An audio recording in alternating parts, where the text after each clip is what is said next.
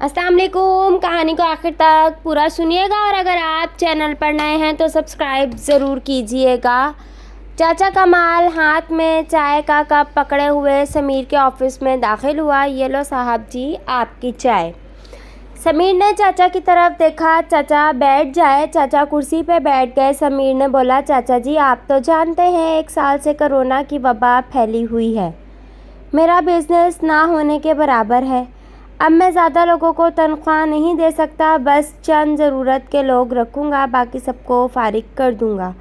आप भी कल मैनेजर से मिलना, अपना हिसाब क्लियर कर लेना। अब मुझे आपकी ज़रूरत नहीं।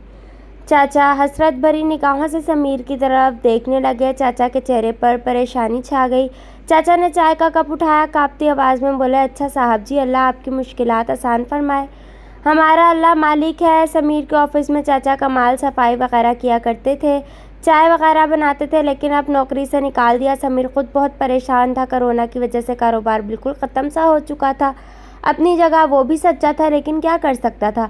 पहले कंट्रैक्टर भी पैसे नहीं दे रहे थे। समीर घर आया, बहुत परेशान था। बीवी को आवाज़ दी, मेरे लिए 1 कप कॉफ़ी बना दो। बीवी पास आई, आप परेशान से लग रहे हैं, सब कुछ ठीक तो है ना। समीर ने लंबी सांस ली, क्या बताओ, बैंक से लोन लेकर कुछ कॉन्ट्रैक्ट साइन किए थे, अब बैंक के 2 अक़सात पेंडिंग है, कल वो भी आ जाएंगी पैसे लेने। कोई भी कॉन्ट्रैक्टर पैसे नहीं दे रहा, नया कोई कॉन्ट्रैक्ट भी नहीं मिल रहा। बीवी ने कंधे पे हाथ रखा, परेशान ना हो, सब कुछ ठीक हो जाएगा, मैं आपके लिए कॉफ़ी बना कर लाती हूँ। वहाँ जब चाचा कमाल घर गए तो आगे किराए वाला खड़ा था। चाचा को देखकर बोला, और बाबा जी, पिछले 4 माह का किराया बाकी है, वो देना है या निकालूं बाहर घर से। चाचा हल्का सा मुस्कुराए, आओ बशीर साहब चाय पी लो, आ जाओ घर के अंदर। बशीर सख्त लहजे में बोला, आप चाय रहने दें, मुझे मेरा किराया दें।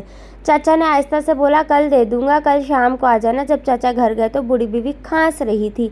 चाचा कमाल के 3 बच्चे थे। सबसे बड़ी एक बेटी जो 20 साल की थी, छोटा बेटा 17 साल का जो अभी स्कूल पढ़ रहा था, और सबसे छोटी बेटी 12 साल की। चाचा बेटी को आवाज़ दी, आरजू बेटा मेरे लिए पानी ले आओ। आरजू पानी लेकर आई, पानी का घूंट भरा, इतने में बेटा पास आया, अब्बा परसों पहला रोज़ा है, रमज़ान का सामान लाने कब जाना है। और हाँ, आपने कहा था इस रमज़ान अपनी फ्रिज ले लेंगे, वो कब लानी है। अब्बा मुस्कुराए, ले आएंगे बेटा, ले आएंगे, अल्लाह देगा। दूसरे दिन बीवी बोली, आपने आज काम पर नहीं जाना क्या, टाइम देखे 9 बज गए हैं। चाचा बीवी को देखकर बोला, अभी हमारे इम्तहान बाकी हैं, अभी शायद हमारा सफ़र आजमाइश बाकी है।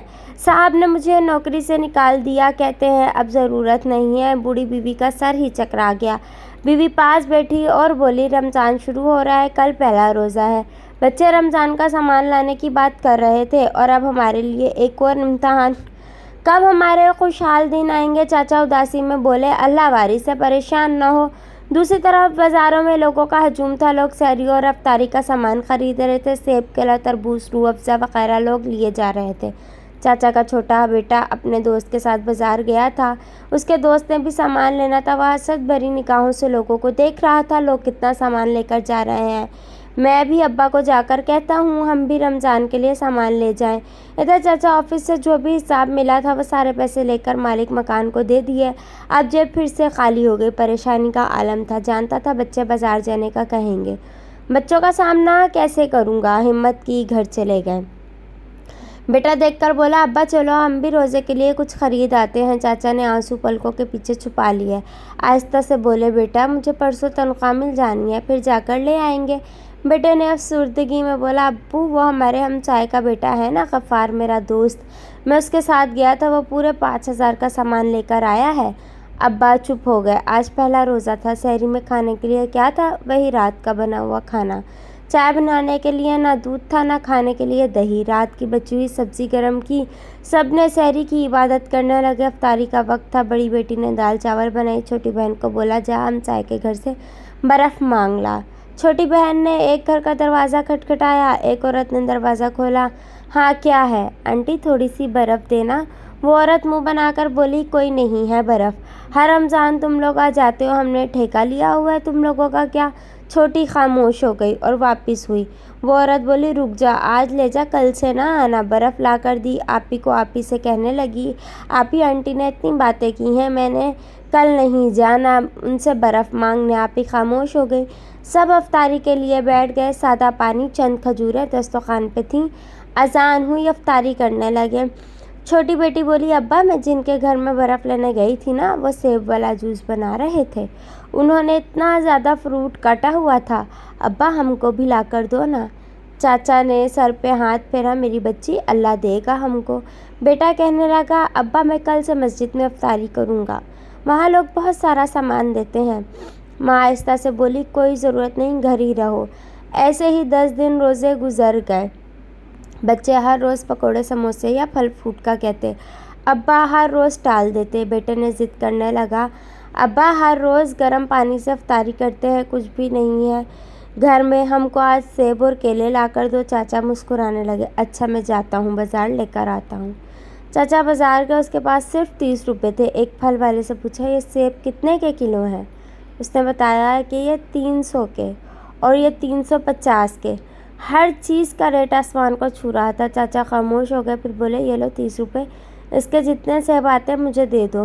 دکان والا ہنسنے لگا، چاچا 30 کا بس ایک سیب آئے گا۔ اتفاق سے سمیر بھی پھل خریدنے آیا تھا، وہ اپنی کار میں بیٹھا ہوا تھا۔ اس کی نظر چاچا پہ پڑی۔ چاچا نے دکان والے سے بولا، جو نیچے والی گاڑی ٹوکری میں سیب کیلے پڑے ہیں وہ دے دو۔ دکان والا بولا، چاچا وہ میں اپنی بکریوں کو دیتا ہوں، خراب پھل ہے۔ وہ چاچا بولے، 30 روپے رکھ لو، وہ مجھے دے دو، میرے بچوں نے آج 10 روزے گزر گئے، ایک دن بھی فروٹ نہیں کھایا، ایک کھجور سے افطاری کرتے ہیں، اللہ تمہارا بھلا کر دے گا۔ دکان والے کو ترس آ گیا، 30 روپے واپس کیے۔ جا چاچا، ساری ٹوکری اٹھا کر لے جا۔ سمیر سب کچھ دیکھ رہا تھا۔ چاچا دعائیں دینے لگا، خراب فروٹ کی ٹوکری سے کچھ صحیح پھل ایک شاپر میں ڈالنے لگا، ساتھ دعائیں دے رہا تھا۔ یہ منظر دیکھ کر سمیر کی آنکھوں میں آنسو آ گئے۔ اسے اپنا افطاری کا دسترخوان یاد آیا، طرح طرح کے پھل، پکوڑے، سموسے، بریانی، جوس، جامع شیریں۔ دل میں ایک تڑپ سی پیدا ہوئی۔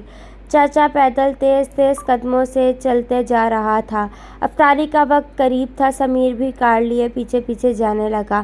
چاچا کا گھر دیکھا، پھر جلدی سے بازار آیا، ضرورت کا سامان لیا، کار سے اتر گیا، دروازے پر دستک دی۔ اس کے بیٹے نے دروازہ کھولا۔ سمیر بولا، چاچا کمال کا گھر یہی ہے؟ چاچا کے بیٹے نے ہاں میں سر ہلایا، میں ان کا بیٹا ہوں، اندر آ جائے۔ اتنے میں اذان ہونے لگی۔ سمیر گھر میں داخل ہوا، دیکھا زمین پہ دسترخوان بچھا ہوا ہے، چند کھجوریں ایک پلیٹ میں تھیں اور وہ گلا سڑا سا فروٹ کاٹ کر پلیٹ میں رکھا ہوا تھا۔ سادہ پانی گلاس میں بھرا تھا۔